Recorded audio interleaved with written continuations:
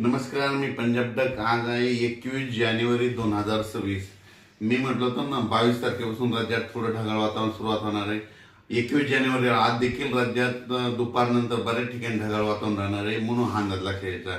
21, 22, 23, 24 पर्यंत असंच राज्यामध्ये पूर्व विदर्भ, पश्चिम विदर्भ, दक्षिण महाराष्ट्र, उत्तर महाराष्ट्र, कोकणपट्टी, खानदेश सगळीकडं असं ढगाळ वातावरण राहणार आहे, म्हणून हा अंदाज सर्व शेतकऱ्यांनी लक्षात द्यायचा. त्याच्यानंतर राज्यामध्ये काय होणार आहे, 27, 28, 29च्या दरम्यान राज्यात थोडं पावसाचं वातावरण तयार होणार आहे, म्हणून हा अंदाज लक्षात येतं. सांगायचं झालं तर मग ते पाऊस थोडंफार उत्तर महाराष्ट्राकडे देखील ठिंब येण्याची शक्यता आहे, म्हणून हे देखील पूर्वकल्पना म्हणून अंदाज सर्व शेतकऱ्यांनी लक्षात द्यायचा. राज्यातल्या सर्व शेतकऱ्याला सांगू इच्छितो की हे ढगाळ वातावरण वेलवर्गीय पिकासाठी खूप चांगलं आहे. त्याच्यानंतर तुम्हाला एक सांगू इच्छितो की हरभऱ्याला फुलं लागण्यासाठी देखील खूप चांगलं वातावरण आहे, म्हणून हे देखील लक्षात घ्यायचं. पण ह्या वातावरणामध्ये काय होणार, ढगाळ वातावरण राहत असल्यामुळं राज्यामध्ये धुई धुकं देखील राहतं. धुई धुक्यामुळे काय होतं की द्राक्ष बाग, डाळिंब शेतकऱ्याचं अतोनात खूप नुकसान होतं, म्हणून ही अंदाज सर्व शेतकऱ्यांनी लक्षात घ्यायचा. कर्नाटक, नेपाळ, जत ह्या भागातल्या शेतकऱ्याला तंबाखू काढणाऱ्या शेतकऱ्याला सांगू इच्छितो की राज्यामध्ये आणखीन 26 तारखेपर्यंत असं ढगाळ वातावरण राहणार आहे, म्हणून हा अंदाज लक्षात घ्यायचा. पण 28-29 दरम्यान राज्यात वातावरण थोडं खराब होणार आहे, बिघाड होणार आहे, म्हणून हे अंदाज सर्व तंबाखू काढणाऱ्या शेतकऱ्यांनी सर्व शेतकऱ्यांनी लक्षात घ्यायचा. वीट उत्पादकांना देखील हा अंदाज लक्षात घ्यायचा, कारण की खूप काही असा मोठा पाऊस नाही, मागे जसा आलता ना तसा तुरळक ठिकाणी कुठेतरी थेंब येणार आहे, म्हणजे 28, 29, 30च्या दरम्यान, म्हणून हे अंदाज सर्व शेतकऱ्यांना लक्षात घ्यायचा. उत्तर महाराष्ट्रातल्या सर्व शेतकऱ्याला सांगू इच्छितो की 29-30च्या दरम्यान, 28-29-30च्या दरम्यान तुमच्याकडं थोडं जास्त खराब वातावरण होणार आहे, ढगाळ वातावरण राहणार आहे, म्हणून उत्तर महाराष्ट्रातल्या शेतकऱ्यांनी हा अंदाज लक्षात घ्यायचा.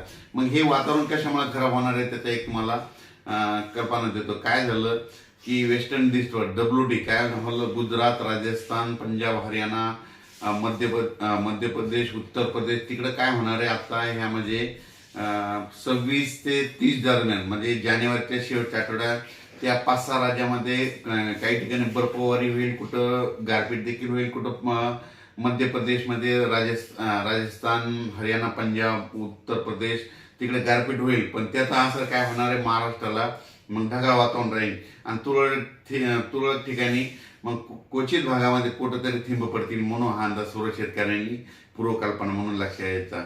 म्हणजे सांगायचं झालं तर मग फक्त महाराष्ट्रामध्ये ढगाळ वातावरण तुरळक ठिकाणी 28-29च्या दरम्यान कुठंतरी काही भागात अंशतः थिंब येण्याची शक्यता आहे, म्हणून हा अंदाज सर्व शेतकऱ्यांनी लक्षात द्यायचा.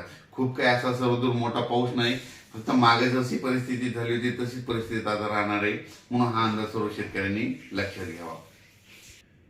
द्राक्ष शेतकरी, डाळिंब शेतकऱ्यांना सांगू इच्छितो की राज्यामध्ये म्हणजे आज 21च्या दुपारनंतर, म्हणजे 21 पासून ते 30 तारखेपर्यंत असं क्लाउडली म्हणजे ढगाळ वातावरण राहणार आहे, जास्त सूर्यदर्शन होणार नाही, त्याच्यामुळे तुम्ही तुमच्या फवारणीचं तुमचं नियोजन करू शकता.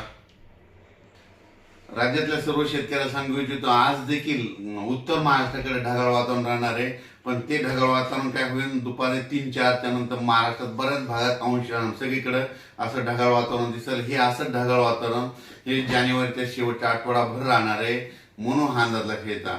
मग राज्यात 28, 29, 30च्या दरम्यान काय होणार आहे, थोडं आणखीन याच्यापेक्षा जास्त वातावरणात बदल होणार आहे. मग ते कुठं होणार आहे, नंदुरबार जिल्हा, धुळे जिल्हा, जळगाव जिल्हा, नाशिक जिल्हा, त्याच्यानंतर अहिल्यानगर, पुणे जिल्हा, कोकणपट्टी पूर्ण, त्याच्यानंतर सातारा, सांगली, सोलापूर, कोल्हापूर ह्या पट्ट्यामध्ये काय होणार आहे, मग थोडं जास्त ढगाळ वातावरण राहील आणि तुरळक ठिकाणी थिंब देखील 28-29च्या दरम्यान त्या पट्ट्यामध्ये येतील, म्हणून ही अंदाज त्या शेतकऱ्यांनी लक्षात घ्यावा आणि आपण आपल्या फवारणीचे नियोजन करावे.